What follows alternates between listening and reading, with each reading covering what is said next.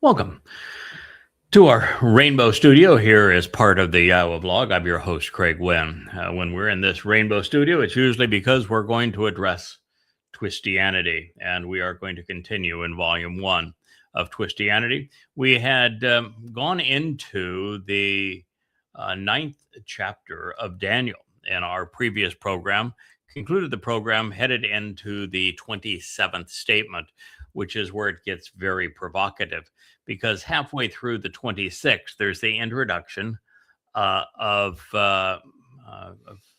how a very influential, interesting person actually is going to convey Dode's message to awaken people. It's one of those things in the 26th verse that you find most English translations trying to get neged, which is the operative term, to be to represent their Messiah figure, and it doesn't represent their Messiah figure. Then the neged isn't a messianic term. It is about a second or third in charge, not the sovereign, and it's somebody who reports to the sovereign. And so in 926, where it's used twice, once to in a very positive context and one in what appears to be a negative context, it's actually the same person. And an English translation, they'll want to render at such that it's two very different people. One is their Messiah and the other is the Antichrist, when it doesn't apply to either. It is the individual who serves with Dode, who's going to come into the fore to work on behalf of Israel against these negative forces. But the negative forces appear in the 27th statement, and that's where we're going to rejoin our presentation of Appalling Twistianity. And it reads, "And therefore, he will be an exceedingly influential person. He's going to vault himself into prominence by arrogantly confirming and imposing a treaty, a covenant agreement and arrangement with a great many, possibly even with the support of rabbis and the preponderance of people, especially the elitists, la ha rabim, including plenty of people, a preponderance perhaps of people, particularly in Israel, either for 1 week or based upon a single promise or during a particular Shabuah. It's Echad, which means one, and Shabuah. So Shabuah can mean sevens, and it can mean a week, or it can be that this is going to happen on a particular Shabuah. This is Daniel 9:27. So we go in and consider some of these words. So you have an egotistical person who is very arrogant, and he is going to be responsible for imposing a treaty agreement arrangement. Now, this is in context with Israel. This whole presentation has been focused on Israel. So it's a person who's going to impose a treaty that's affirmed by many on Israel.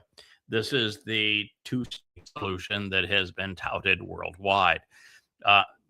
But the arrogant one who affirms it, we know to be Donald Trump, because the parallel of this passage is found in Yeshaya 1 through 6. 7, Yeshaya, Isaiah 17, 1 through 6. And there we are told that this treaty is going to be imposed right before the Shabuah harvest. So the association with Shabuah here, of course, is quite interesting. And while it could be for a week, which would mean if it's the Shabuah that would be 7 years prior to Dode's return as the Messiah on Yom Kippurim in 2033, that would make it the Shabuah of the 22nd of May, 2026. But it just says Shabuah, so it could be the Shabuah of May 22nd, 2026, or June 11th of 2027. Either one of those two would work. This person is going to be Gabar. He will be triumph by imposing, self-aggrandizing, and overbearing um, tactics. You probably know who I'm talking about already. It's Donald Trump. And we know it to be Donald Trump for many reasons. One is that when you read the seventh and eighth chapters of Daniel, and you're being provided prophecy by Gabriel and Michael. Gabriel is Dode, Michael is Yada. One of the things that you learn is that they're very descriptive on this individual, and they describe a person who is right now in the process of doing this. I mean, this Shabuah harvest is either at the very earliest 6 months from now, 5 months from now, uh, and at the very latest, some 17 months from now. So it has to be a person who's in a position to impose this on Israel at this time. There's no postponing this. I mean, this has to happen. If it's the Shabuah of 2026, it has to happen in the next 5 months. If it is the Shabuah of 2027, has to happen in the next 17 or 18 months. So it's an egotistical world leader who is in a position to impose it at this time. Well, that should be pretty much narrow the field down. Totally narrows it down. But then you turn to Yeshaya 18, because Yeshaya 18 describes the nation and the individual responsible for narrowing Israel at the waist, which is the same treaty that we're talking about here. And there are some 72 attributes, all of which are perfectly suited for the United States of America and Donald Trump, as are all of the descriptive factors used in Daniel, where he's a man that's very long on in days. He's a really old guy. That he has goatish hair, comb over goatish hair. That'd be Donald Trump. In Ezekiel, we know that he is the copper confabulator that is measuring for grand edifices to be raised in his name. We're told that he is a sexual pervert. We're told that he is egotistical beyond measure, and that he has a propensity towards violence. And that by this time, he's even going to be in a wheelchair. But it also speaks of not by the time of the treaty, but by the time that he arrives in Jerusalem to declare himself a god. It's clearly Donald Trump. There is no other option here. So that's who we're talking about. That's the time that we're talking about. And in other places in Daniel, it's very clear that he has 10 bonehead blowhards. So they're called Karine. So blowhards and boneheads that are going to support him, 3 of which he's going to trash in the process. But in that, my most recent book that's been published, at Sarah, which is Time of Trouble, the 9th volume of the Yada Yahweh series, I'm very clear as to who those 10 people will be. So this is what we're talking about here. This is what is being presented. And if it is for 1 week, then we would expect it to occur on Shabuah of 2026, which would be, it's December now. And so we're talking about May. We got less than 6 months. If it is in 2027, which will be a little less than a week, but still on a Shabuah, still meet this prophecy of 1 Shabuah, then it would be 6 years and 3 months as opposed to 7 years and 4 months. But that's your window of opportunity here. And it's also one of those 2 would be the Teruah harvest. I have speculated and that it could be a combination of events where the affording of a terrorist state by Donald Trump inside of Israel occurs in 2026, and the harvest known for Shabuah occurs on 2027, right at the time that Alaska flood 2.0 will transpire, and that will be so devastating for Israel. It's going to be 1,000 times worse than what happened on October 7th in 2023. So that harvest at that time would make a great deal of sense. Um, Donald Trump has already written letters to state departments around the world saying that he doesn't want anybody um, making progress on a Fakistanian state, on a two-state solution, because it's the United States venue to do so. He's received well over $20 billion in bribes from United Arab Emirates, Saudi Arabia, Qatar, to do this. Um, he has taken Israel as a vassal, so that Israel now does precisely what Donald Trump says. You can see it all the time in the news. Donald Trump says you can do this, you can't do that. And so Donald Trump imposes his will over Israel. He's had Netanyahu at a dinner at the White House announced that, yes, that they would be recognizing a Palestinian state. Apart from Trump, he denies it. With Trump, he acknowledges it. Um, and so when Trump took the money from Saudi Arabia and from Qatar and from United Arab Emirates, pledging that the United States would serve as the military for those countries, even if they went to war against Israel, such that Israel can never attack any one of those countries again.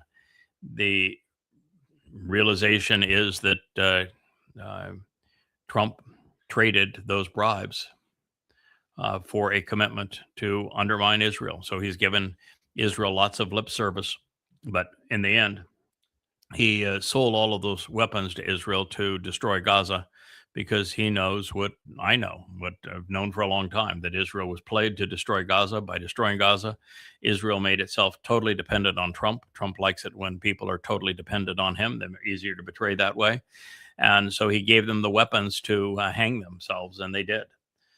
So at this point, Israel has been completely abandoned by the world. When it goes before the Security Council, and the United States will vote in favor of it, this is what's going to happen. The United States actually made the last proposal of what's going to happen in Gaza. It's told Israel that it needs to be responsible for clearing everything that they destroyed in Gaza. It will bankrupt Israel to do so, and that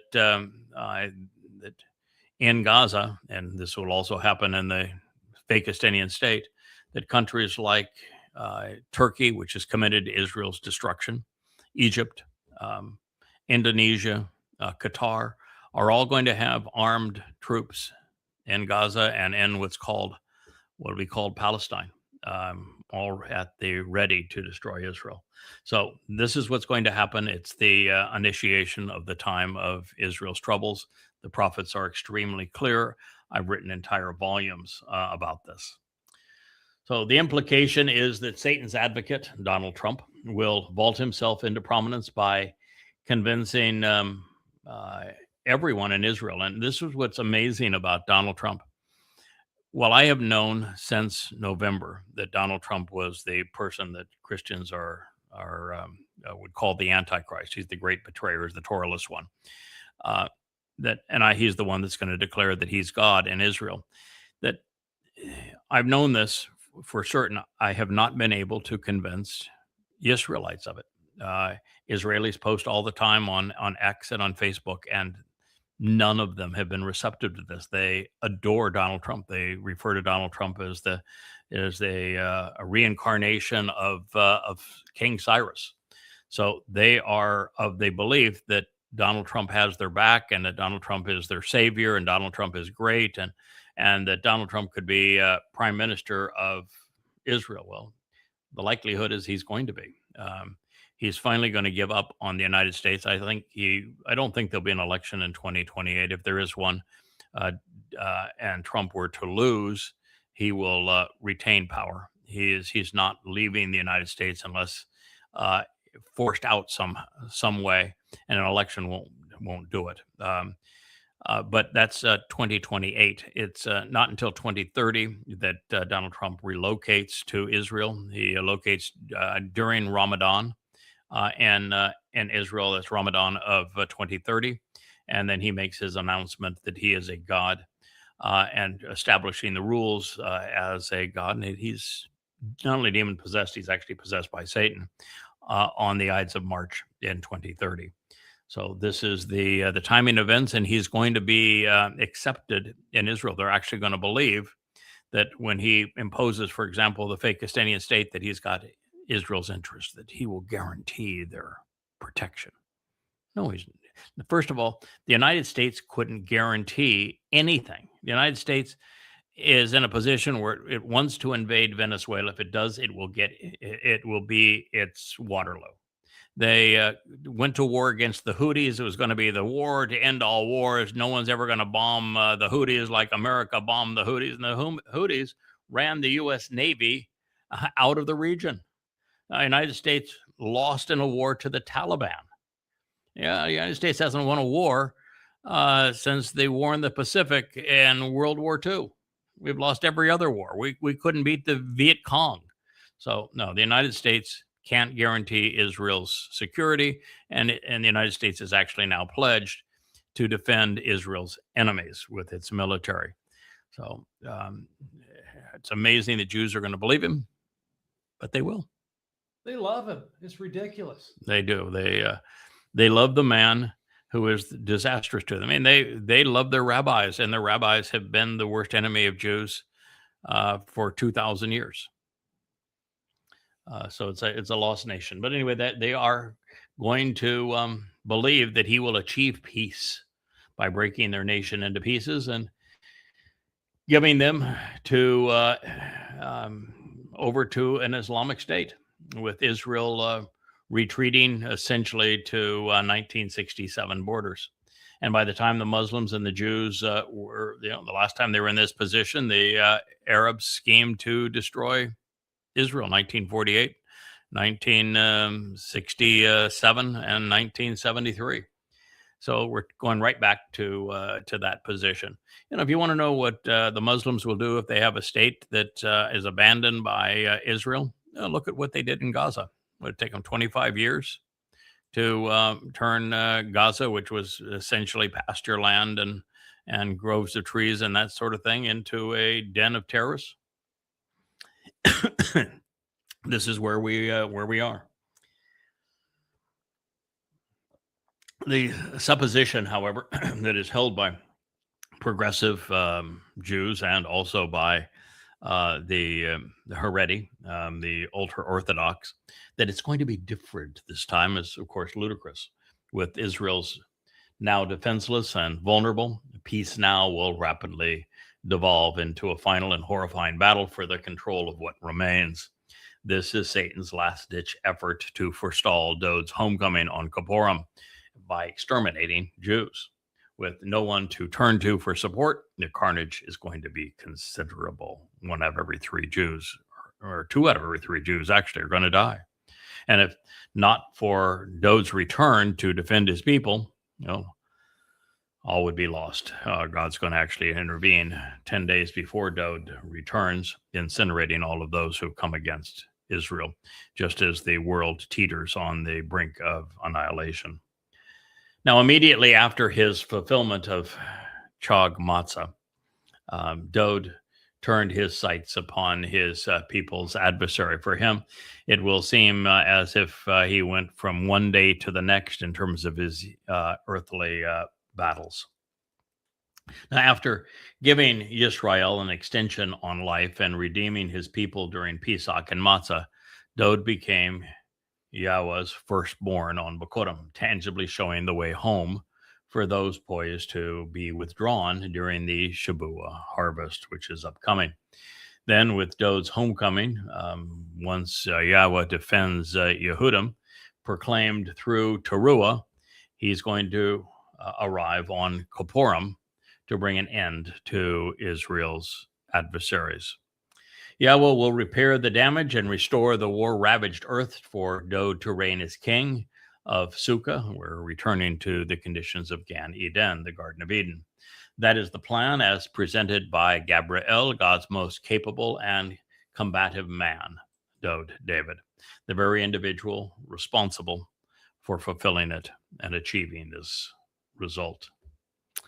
It says here, but halfway through the week, he will stop the observance of the Shabbat. And seek to forestall the benefit of the sacrifice, which had been freely offered as a gift. Um, Halfway through is in 2030. It's the Ides of March when he makes his announcement.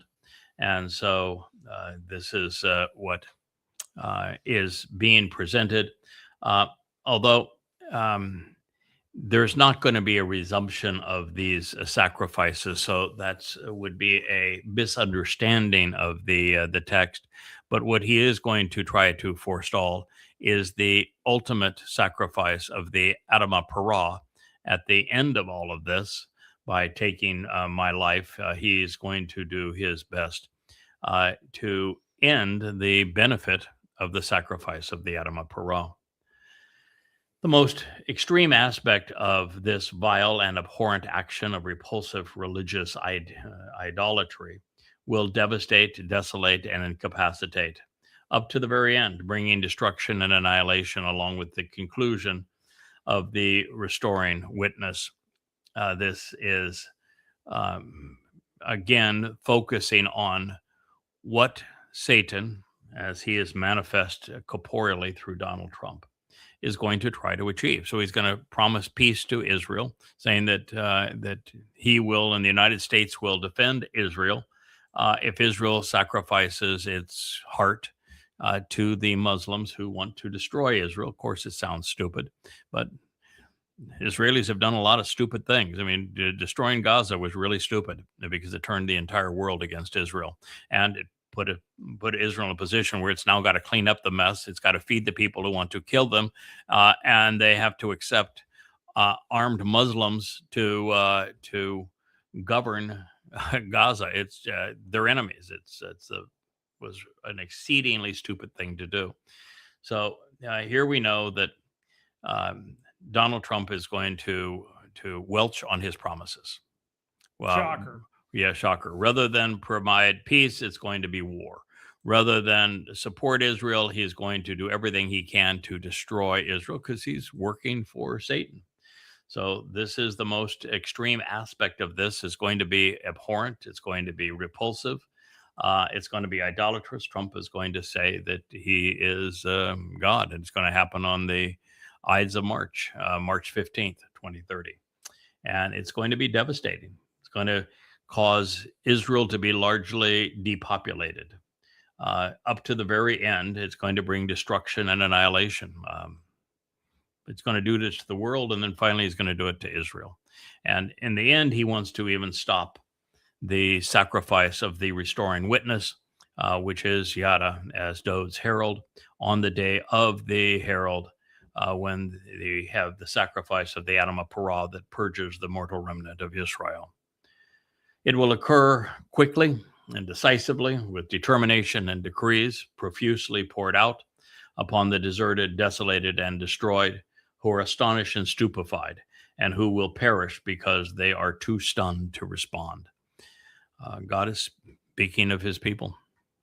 I mean, Donald Trump is going to be devastating for the world. He is so mismanaged the war America started and using Ukraine as a proxy to break up Russia, such that no one knows what's going to happen other than the EU now and NATO seem convinced that their best option is to engage in a direct and all-out war with Russia, which at this point Russia will win, and it will lead to nuclear war. And it's unbelievably stupid because the very war that America started against Russia, and it's so well documented, it's amazing that the majority of Americans think that Russia is the instigator when it's America.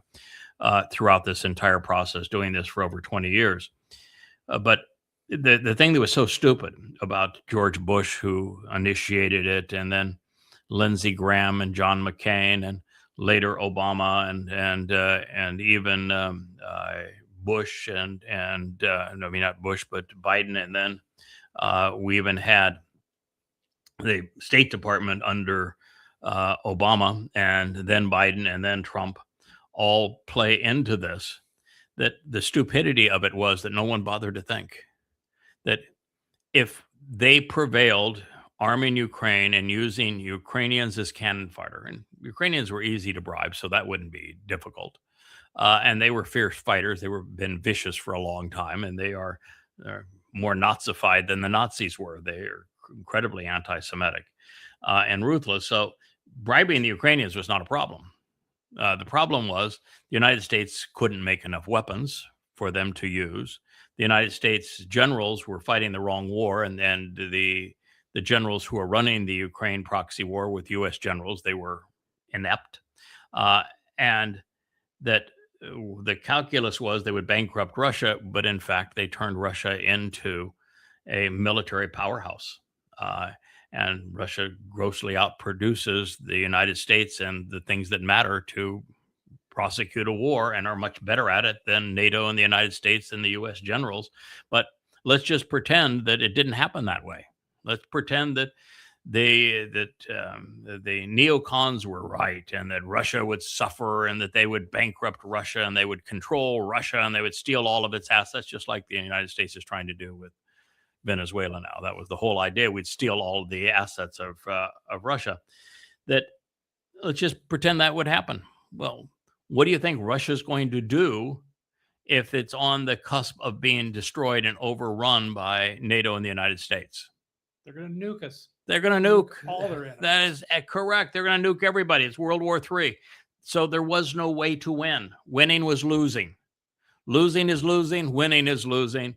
Really, really stupid. But that's what we did. We put the world at the precipice of nuclear war. And now Trump is threatening to invade after now blockading Venezuela. You cannot blockade a country and not cause such chaos that it doesn't lead to war. And in this case, the principal backers of Venezuela, after all of the U.S. malfeasance, are China and Russia. The United States can't win economically against China, and it can't win militarily against Russia. Heck, the United States couldn't beat the Houthis.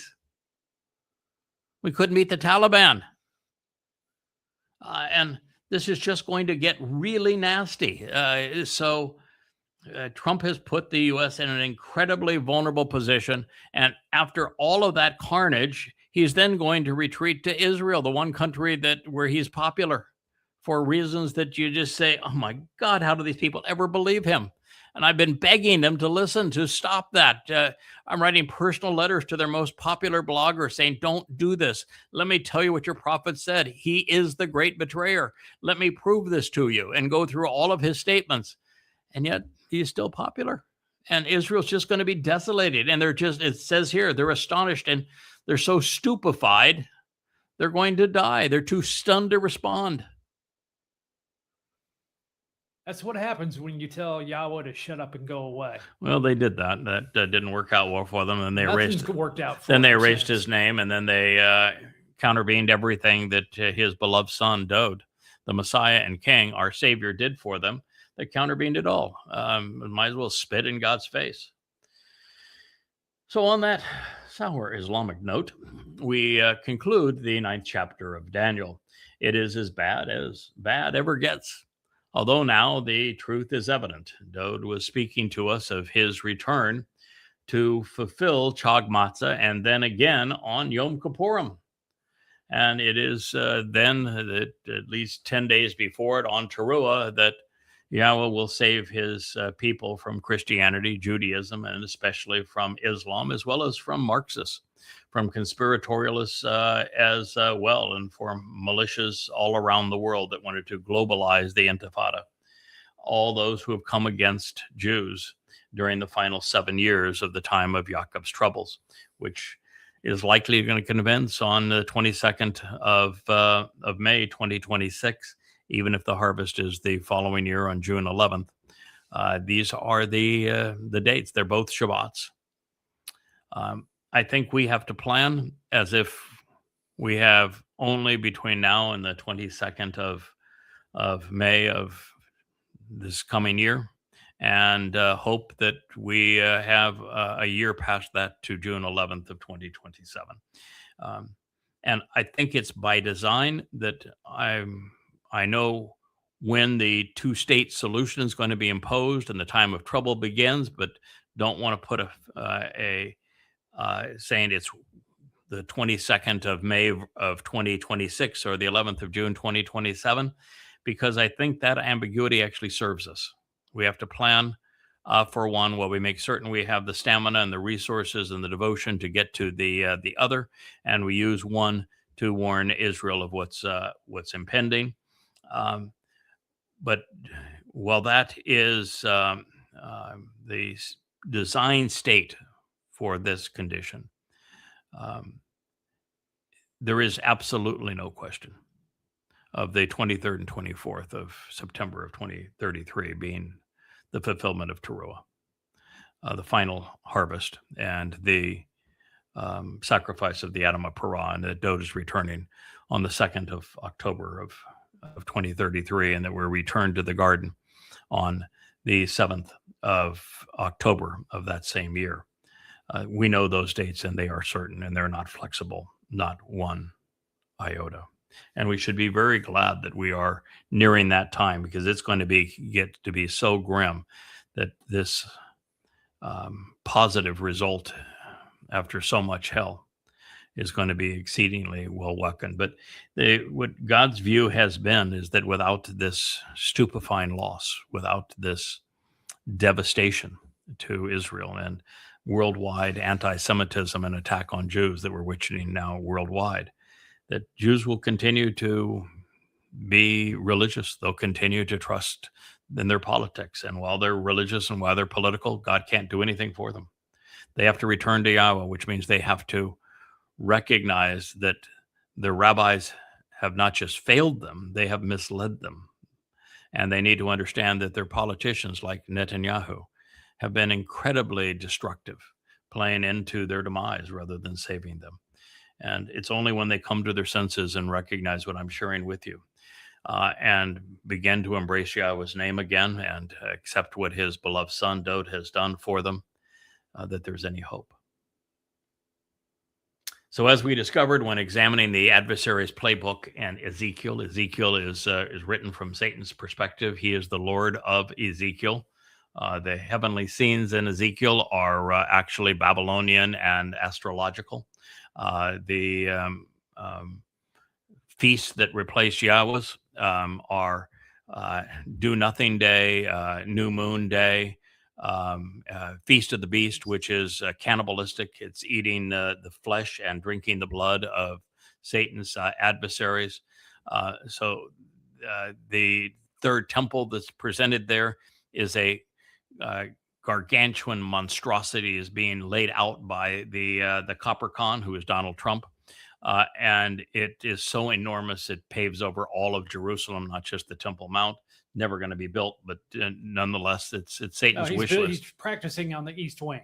He is practicing on the East Wing. Already lost an architect who said, what you're trying to build here dwarfs the White House. It's so out of scale. It's stupid. But, Trump likes out of scale stupid. He's egotistical beyond measure, and he's working for an egomaniac in Satan. Satan has a type. They're perfectly suited for one another. So for Satan to prevail in his quest to rise above Yahweh and Israel, he must negate what Dode has achieved and forestall return. Satan's influence with Paul and with Shimon Peter in the creation of the New Testament, Imperial Rome, and the Roman Catholicism to follow that, to impose their toxic on the world. Well, Rabbi Akiba aided and abetted the fall of Israel, institutionalizing rabbinic Judaism to lead Jews away from the truth. And then, of course, Muhammad, whom through Allah, Satan ushered in the unmitigated anti-Semitism through Allahu Akbar, has managed to negate Dode's sacrifice for the preponderance of people around the world. You've got now more than half the world's population that some, 4.5 billion people that are involved in religions that specifically deny Dode of what he achieved and deny Yahweh's name, including Judaism, which exists to deny Yahweh's name and to write over the Torah. This is what the world has done to itself. We just finished the 7th Mizmor or Psalm upstairs in our Ocean studio, where Dode wrote specifically of how Shaul, a Benjamite, would become his principal adversary and create such havoc around the world.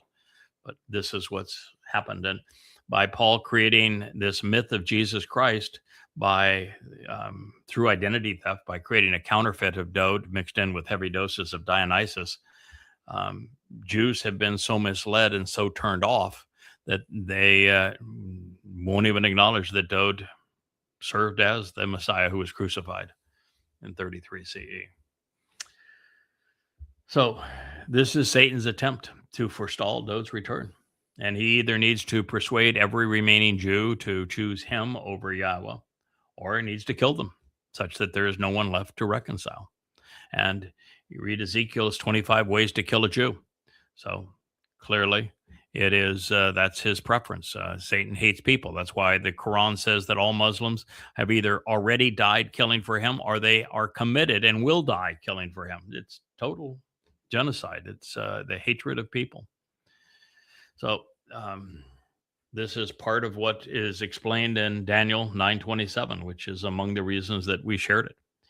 But of course, the other reason was to prove that there was no justification for misappropriating Daniel 9 to create the false pretense that Iesous Christou was a Messiah. And the very late and very odd readings of Matthew 16:13 through 20 and Mark 8:27 through 30, which were unattested until Eusebius in the 4th century, where he amalgamated and augmented the text of the New Testament to create this myth that there was a Jesus Christ, and that Jesus Christ was the founder of a church that was based upon the rock that was Peter. That line, which is put into both books, was written in the 4th century. Which is why it's not visible in any manuscript of the 69 or 70 that have been unearthed since of texts prior to Constantine and Eusebius. It's not found in any of them. It's Eusebius who wrote it.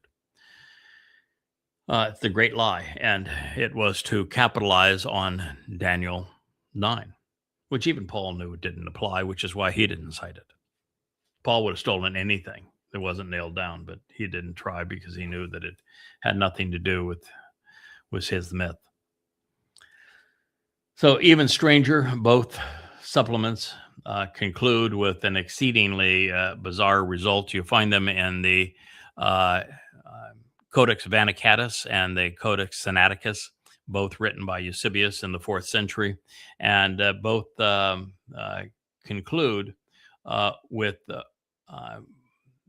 giving orders. It says that he then gave the disciples orders that no one should ever say that he is the Christos. Ooh. So here you're, first of all, the whole thing is ludicrous anyway, because you're 3 years into this alleged romance between the alleged disciples and the mythical Christ. There's 3 years into it, and they've never once had a discussion of who you are. There's no mention of a Christ. It's just, and Iesous is not a Hebrew name, so there could not have been an Iesous in Judea in the 1st century, and he could not have been a Christ because there was no discussion of who he was. They're 3 years hanging out together, the bros walking on water, being fishers of men, having parables and hanging out in under bridges and stuff, homeless.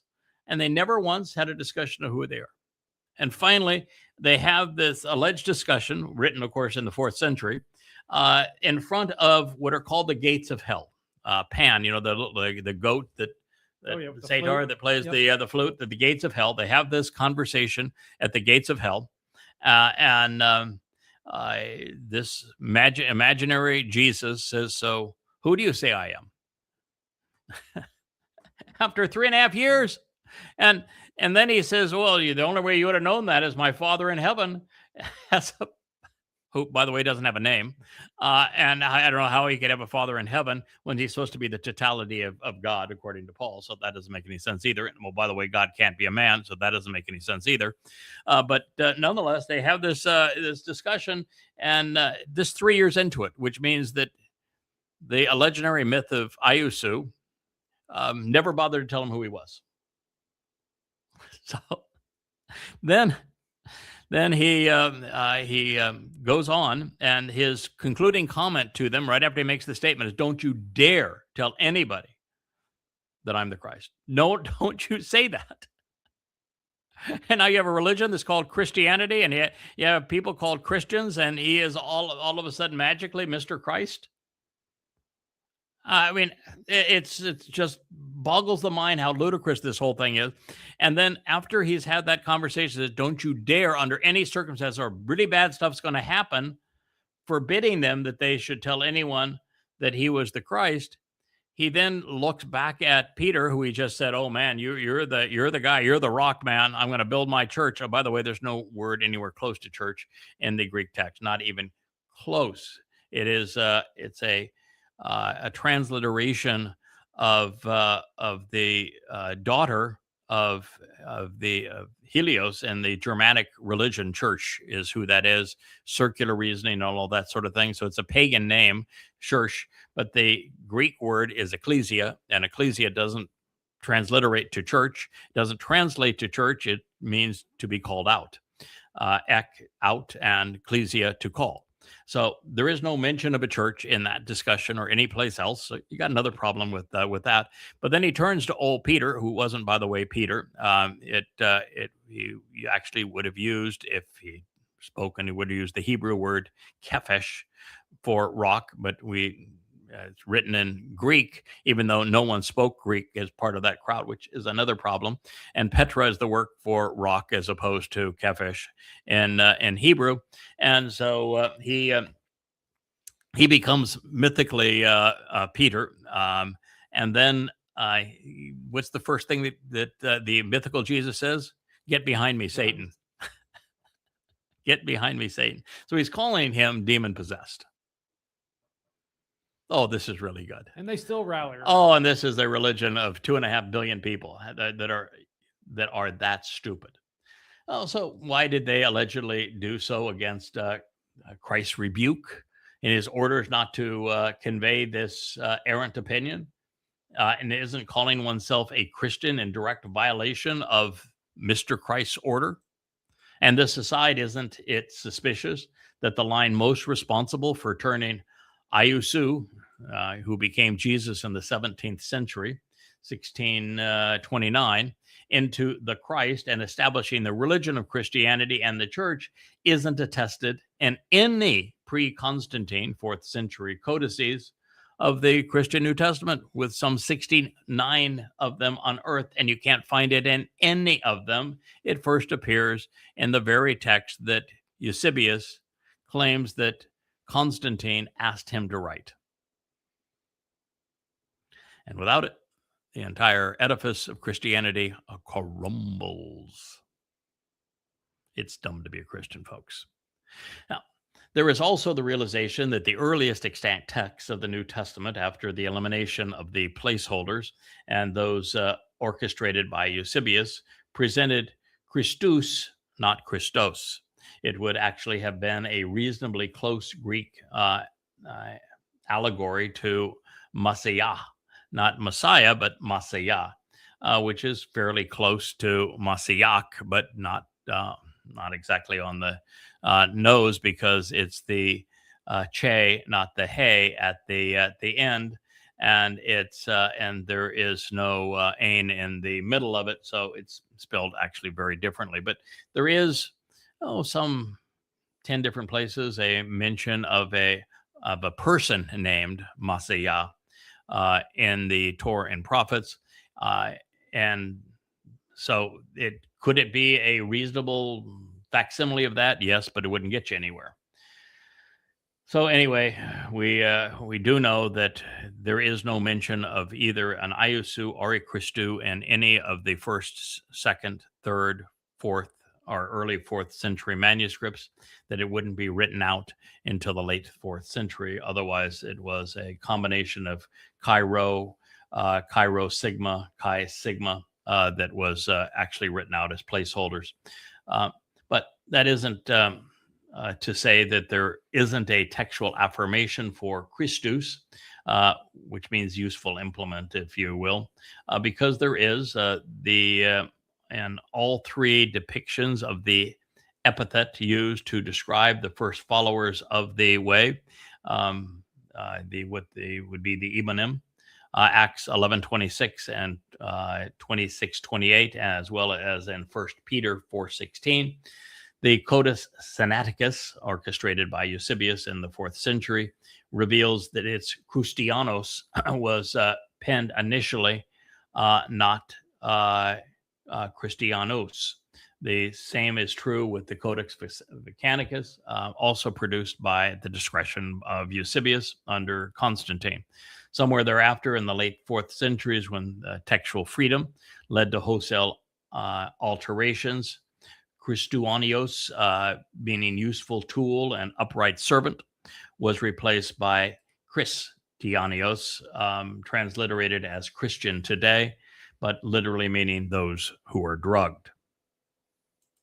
If you are a Christian hearing this, please take some time, not only to verify the accuracy of this realization, which I can assure you is well researched and valid, but it should be enough to destroy your faith in the New Testament.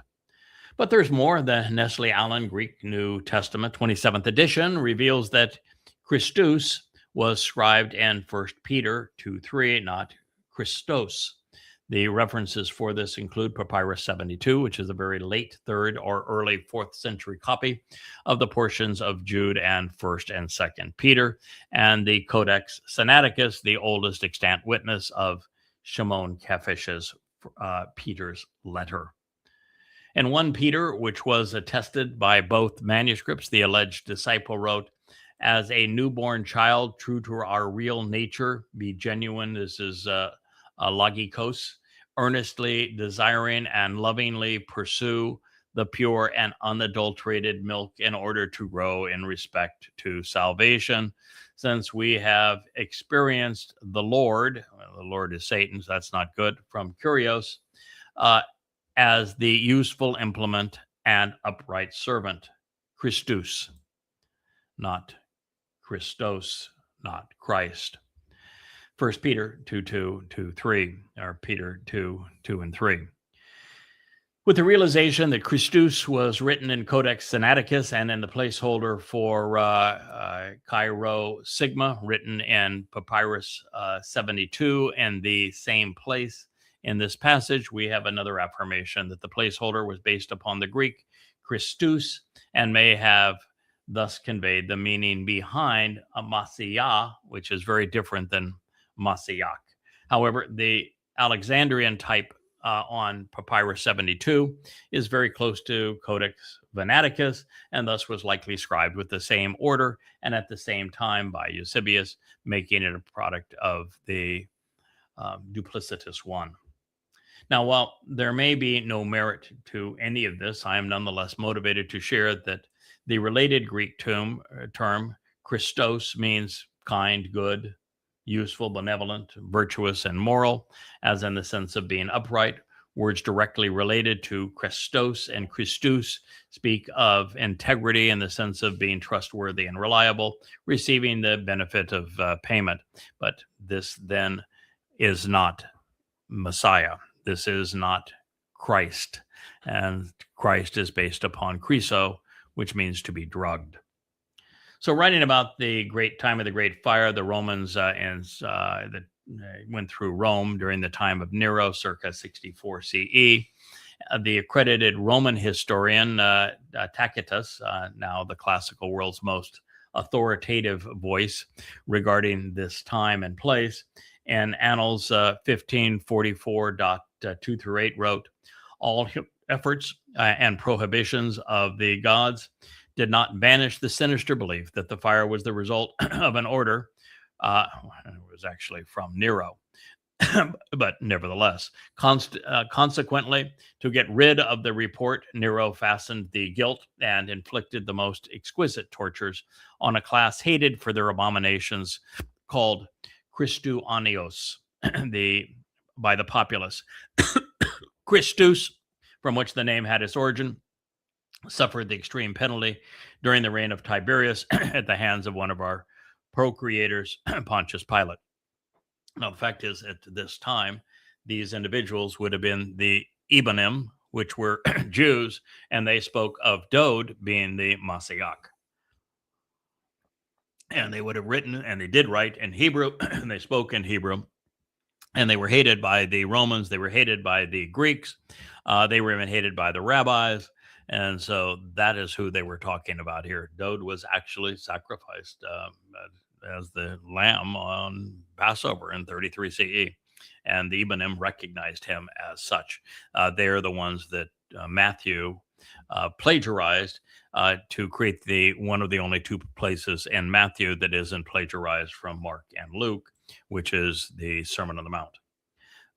And the Ebonim are mentioned throughout the prophets, even by Dode himself, as being very significant to the restoration of his reputation. Also, the Roman historian Suetonius, who lived from 69 to 122 CE, makes the reference to Christus in the lives of the 12 Caesars. A statement in Divus Claudius 25 reads, he expelled from Rome the Iudus Yehudim, so the Iudus, which would be the Yehudim Jews, constantly making disturbances at the instigation of Christus. So this Christus would be a reasonable translation of the Hebrew concept of being a useful servant. Dode is called God's servant, his Ebed. So this would be what the Ebonim, as Jews, not as Christians, as Jews, would have said. And all this really does is affirm that the Ebonim did write in Hebrew, and they were Jews, Yehud, who recognized Dode, and that is what was being referenced here. And Paul wasn't killing Christians. No. Total fraud. Yeah, since the Iudus constantly made disturbances and the instigation of the Christos. This event is dated by Suetonius to 49 CE. That is still the time that the Ebonim were the principal followers of Dode as the actual Messiah who fulfilled Passover. And it's before Paul would write his first letter. So there was no mention of Iusu or a Christu until 52 CE. That is when Paul wrote his first letter. This was dated to 49. It precedes Paul, and Paul's book of the Galatians is the first book written about creating the myth of Iusu Christu. So the Ebonim text preceded Paul's, and this has to be referencing them because Paul wouldn't write until 52, and he was the first. The first two Gospels written were the Gospel according to Paul, but it's Mark and Luke. They were written in 75, 26 years after this. So the historian also wrote in Nero 16, Nero issued a public order calling for the punishment of the Christuanios in the year for the great fire of Rome due to the superstition associated with Christus, not Christ. Christus is, again, the good and useful servant. That's what Yahweh refers to Dode all the time as his Ebed. So they used the term Dode would have used because it was the term that the Ebonite heard Dode use. These two more credible secular sources, in addition to Pliny, who used the same spelling, providing additional and convincing evidence in favor of Christus over Christos, the useful and merciful servant. That's Dode, over the drugged one, which would be the myth of Jesus. So those, he said, and Christianios over, so those who are useful and merciful servants over those who are drugged. So the placeholders are errantly called noma sacra by theologians, which is Latin for sacred names. This moniker is wrong on 3 accounts. First, only 2 of the 10 placeholders that actually designate a name, while 7 convey titles. So it can't be name sacred, nomina sacra, because only 2 of them were names, and the other group of them were titles or just things. One represents a thing. In the case of the upright pole, it was Staros, and Staros became deified, and then became a crux under which the dead god of the stick was displayed. Second, there is nothing sacred in the company of God, only individuals and things which are set apart. The human term sacred is religious, meaning devoted to worship of a deity and a religious service and worthy of religious veneration. While the divine designation set apart is rational, it explains the association between Yahweh and the set apart to him, but not sacred. Third, at best, the Greek text would have been hearsay translations of Hebrew conversations. There's not a single book in the Christian New Testament that is a witness to the events that is chronicling. It's all hearsay. And everything that was spoken in and around the province of Yehuda would have been in Hebrew, and it's written in Greek, which was not spoken. So they're translations of hearsay. And even the Torah and prophets are translated into Greek and inaccurately. Therefore, adding the Latin nomina sacra designation is another step in the wrong direction. Christian scholars use the same hypocritical sleight of hand to explain the universal presence of the placeholders in the Greek text that rabbis have developed to justify the removal of Yahweh's name from the Torah, prophets, and Psalms. They suggest that the names were considered too sacred to write. But if that were true, if the earliest Christian scribes followed in rabbinical footsteps, believing that their 10 special names and titles were too sacred to write, why are they written today? Oops. If it was wrong then, it cannot be right now. Stop using logic. Oh, You're blowing their brains. I'm so sorry. Anyone who has spent 15 minutes reading any portion of the Torah, Nabi, from any one of the hundreds of Qumran manuscripts recognizes that too sacred to write notion is in complete discord with Yahweh's approach to every name and title in the Torah and prophets, including his own. They are never written with a sacred nomia. It's all rewritten out. Same 22 letters as every other word and name in Hebrew.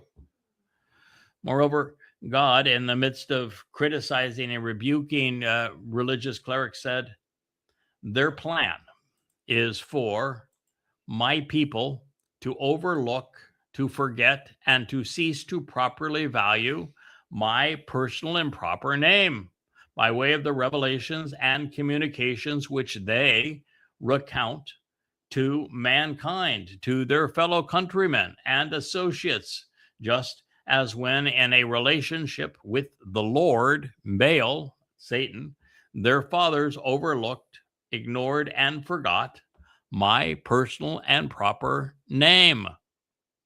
Yirmiyah, Jeremiah 23:27. That's it, man.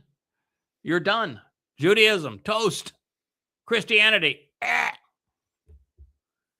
And God is saying here, circa 650, 700 BCE, that the scheme of Jews and the religious was to not only erase, not only to forget, not only to cease to value his personal and proper name, that was their entire scheme, which they have all done, making it a fulfilled prophecy.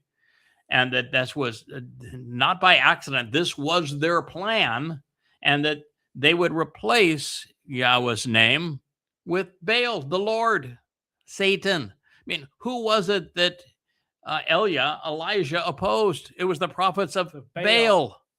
Baal is the Lord is Satan. And that they recounted these lies to their fellow countrymen and associates because they were in a relationship with Baal, the Lord, Satan, just as their fathers overlooked my personal and proper name. So that's devastating to Christianity and to Islam and to Judaism. If you're rational and you're informed, you would repudiate those religions. God just gave you every reason to repudiate the rabbis and Judaism, Christianity, and the popes, the priests, and the pastors, as well as Islam.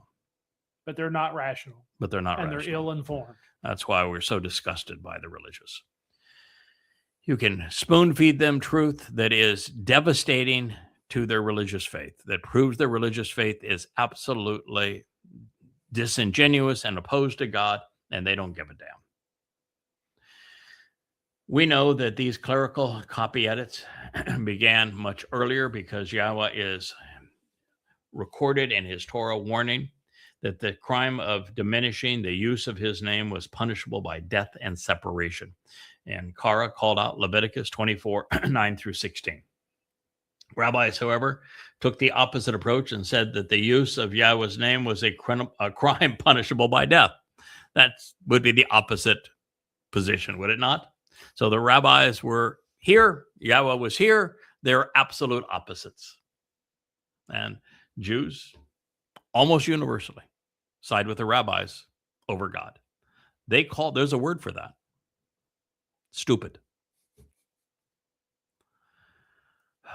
Why religious Jews replaced Yahweh's name with Adonai, my Lord, or Hashem is just utterly disgusting and brain dead. Doing so under the guise that the name was too sacred to say. The same myth, the sleight of hand that permeated through Christianity. Affirming this, the publishers in the preface of the popular English Bible translation, they openly admit that they replaced God's name with the Lord because of religious traditions. They're in essence admitting that rabbinical instigation provided them with a license to misrepresent, to replace, and to deceive. They edited Yahweh's name out of Yahweh's revelation and his testimony.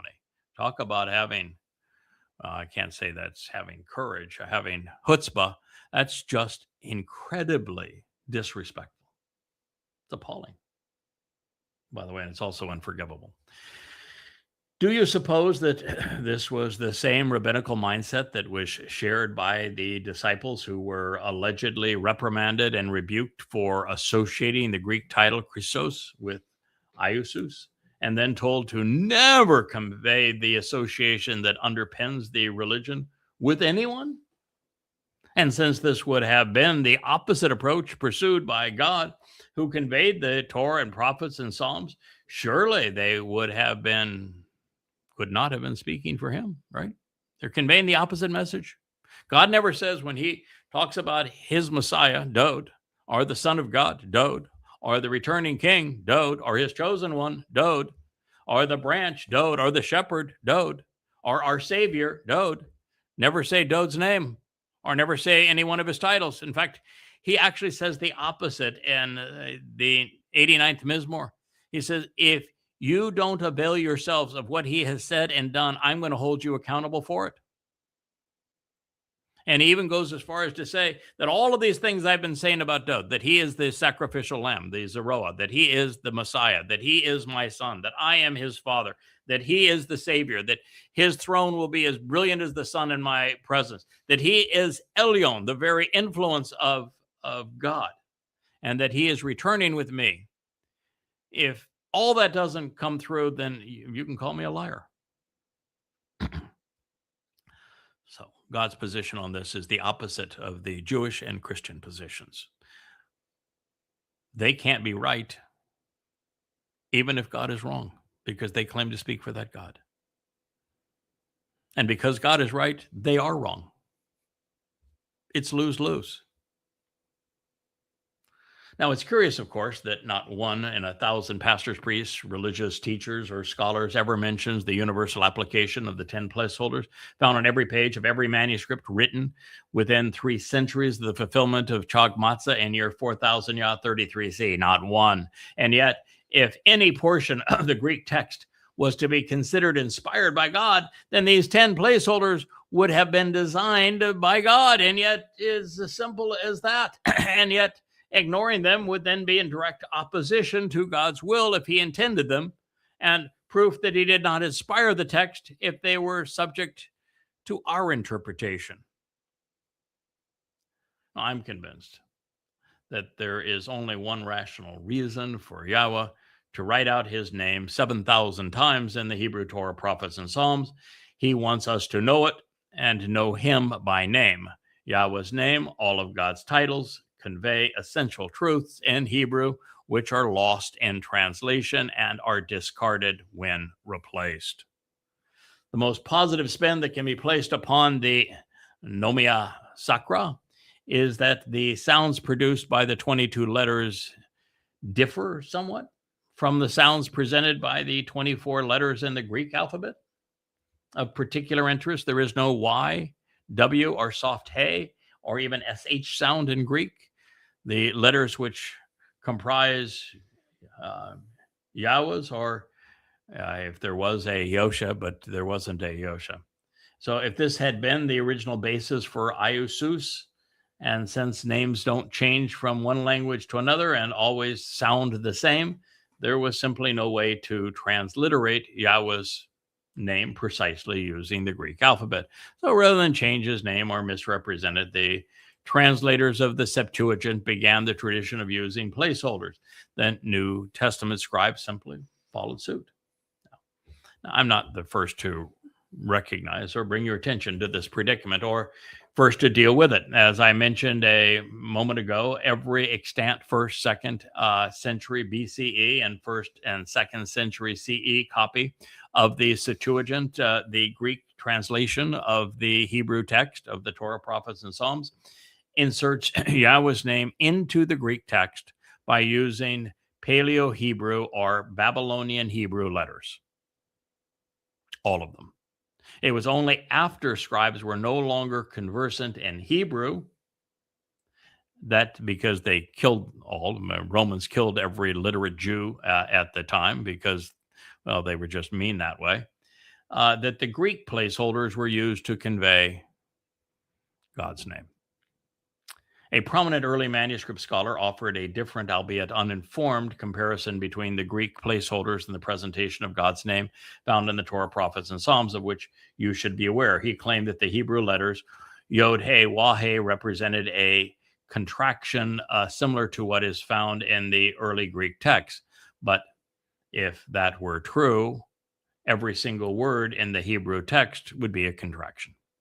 Said another way, Yahweh's name isn't written and using letters any different than any other word or name throughout the Torah. It's the same 22 letters. The 4 that are in Yahweh's name are all vowels, so they're the easiest to pronounce. And the reason that this isn't a problem is because the letters that comprise Yahweh's name are part of those 5 open mouth sounds or vowels, with the only ones being excluded being the Aleph and the Ain, representing the other 2. Using these vowels, every Hebrew name, title, and word is pronounceable. They were recording conversations, after all. So the inclusion of these placeholders tells a story, one undermined when Greek words, titles, and errant translations were substituted for them. If you were to read the Textus Receptus or more modern Nestle Allen, you wouldn't even know that these symbols ever existed. The same is true with every popular English translation. Potentially useful information pursuant to the credibility of the text and the religion was discarded in the process. Therefore, to the Christian, Yahweh's name was changed to Lord, and the mythical misnomer Iusus became Jesus. Well, that didn't happen until the 17th century. In the 3rd edition of the King Iam's Bible, And as for Christ, that's a can of worms all its own. The truth is, Lord is Satan's title. That is because the concept of Lord represents the adversary's agenda and ambition. He wants to lord over people, to control them, to own them. At best, Jesus is meaningless. At worst, it is the name of the savior of the Druid religion, which was Jesus, where the horned one is God.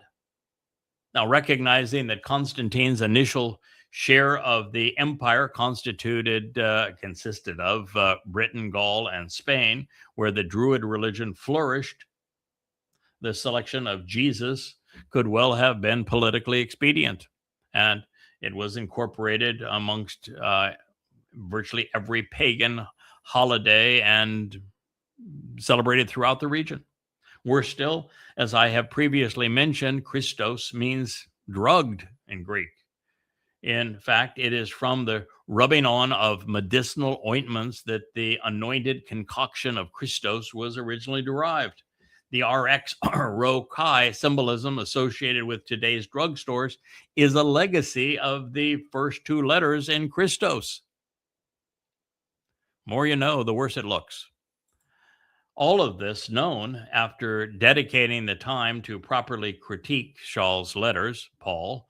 I do not think that the scribes he employed to use the placeholders that they are now found in the manuscripts, that all of which were scribed in Egypt. So they may not even existed at the time that the oldest were written. But we do have a copy of Paul's letters in a 2nd century codex that is as early as anything in the New Testament, and they have the placeholders. So could well have existed that way, part of the scam. It would have been awkward in dictation, however, and would have served no purpose, of course, if he did not use them. It would be impossible for anyone to read his text if he had included them. So, and he's the one who introduced the name. He invented the name. So if he didn't use them, it would have been because the placeholders were found throughout the Septuagint, if that is how they emerged, and he was trying to copy the style of the Septuagint. He would have wanted his epistles to look like Scripture, and the Septuagint was considered that. So he may have just done that to pass off his letters as if they were genuine. Anyway, the mythical misnomer Iusun was never, nobody that by that name ever lived in 1st century Yehuda, and it's certainly not a Hebrew name. It's not a name ever mentioned in prophecy. He just made it up. So, just as Saul changed his own name, jettisoning his Hebrew name, which means to question him, he most assuredly discarded the message conveyed by those purloined Hebrew titles and names. So it was just making it all up. However, Shaul, now Paulos, did not want anyone to realize any of this. As proof, he never once explained the meaning behind or pronunciation of God's name or his son's titles to his Greek and Roman audience. Never once. All of those titles have meaning associated with them. All of those names have meaning associated with them. He never once bothered to explain them. If he didn't bother to explain them, he didn't know them. As a result, in every translation of Galatians, I'm going to make the most reasonable and informed assumption that a scribe in Egypt harmonized Paulos' epistles with copies of the Septuagint, thereby adding the placeholders which were never intended by the scumbag that is Paul.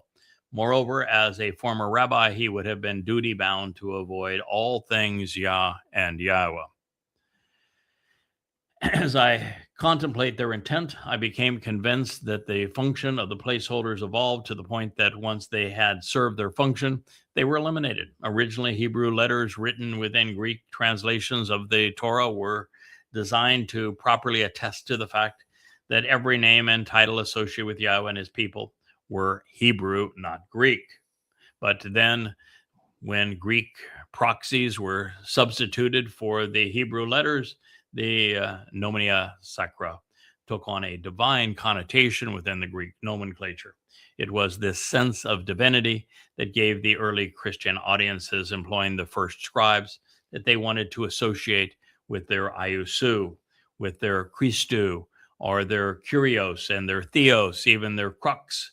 So the noma sacra were deployed to give the new religion a godly veneer. Speaking of religious malfeasance, since Galatians is the principal text used to undermine the Torah's authority, and since it is cited to negate Dode's repeated affirmations that he did not come to annul the Torah, but instead to fulfill it, it's important that we consider the troubadour of the Christian justification, which is the King James Bible, as well as the Latin Vulgate upon which this revision was ultimately based.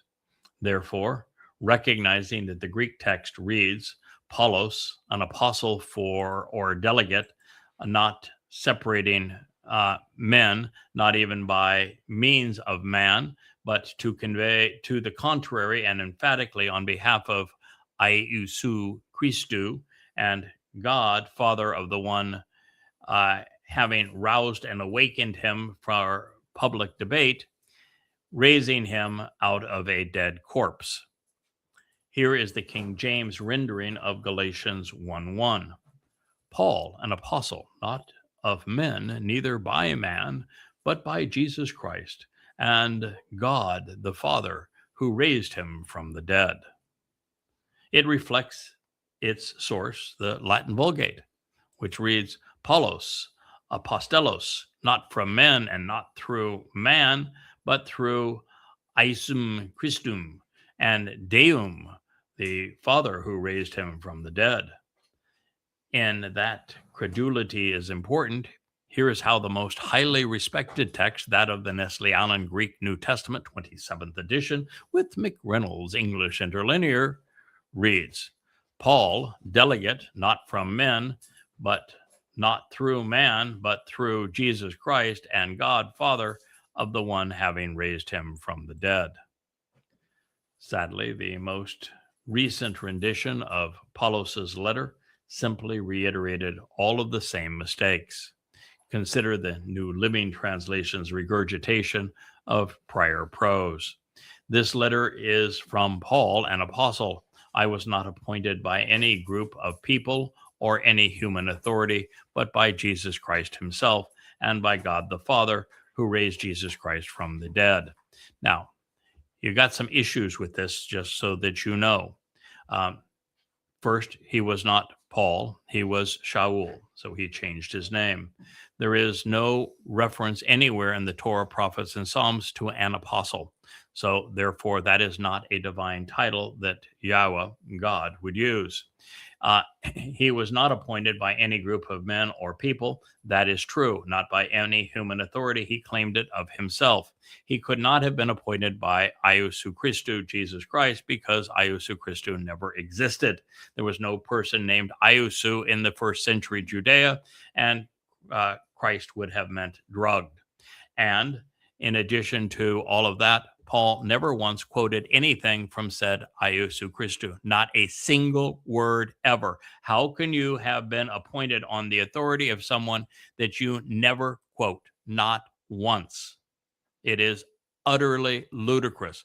Paul, rather than saying Jesus said, but I, Paul, say. So that is not possible, and Paul himself proves that point.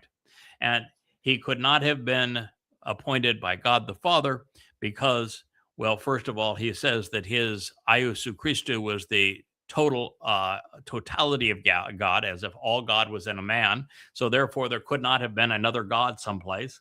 And if you are actually representing Yahweh, you know his name, you use his name, and guess what?